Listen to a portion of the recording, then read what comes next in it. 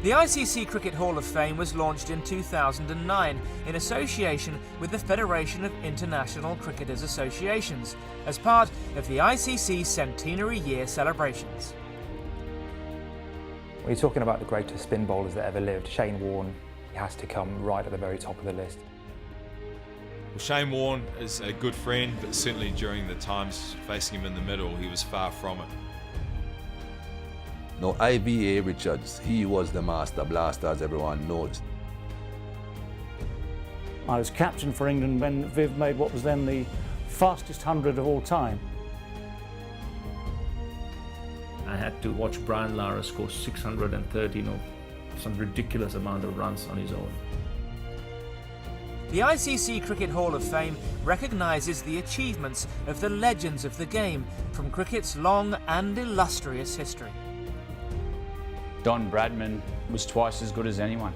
No matter where you go in the world, if it's non-cricket playing nations, everyone knows the standing Don Bradman had in our sport.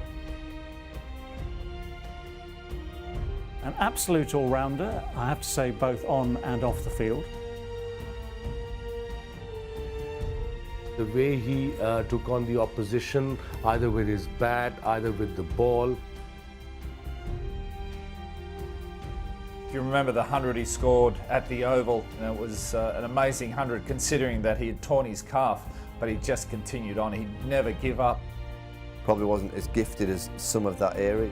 He made himself into as good a player because of his mental strength, his capacity to just stick to his strength, stick to his game plans. It didn't matter which country you were from. I think Imran Khan had that magnetism, that attraction for all fans across the globe. Charisma, panache, style, that was everything that I saw in Imran Khan. He was a very fashionable player and he was very suave. You know, he was like the master of that cricket field when he walked onto it.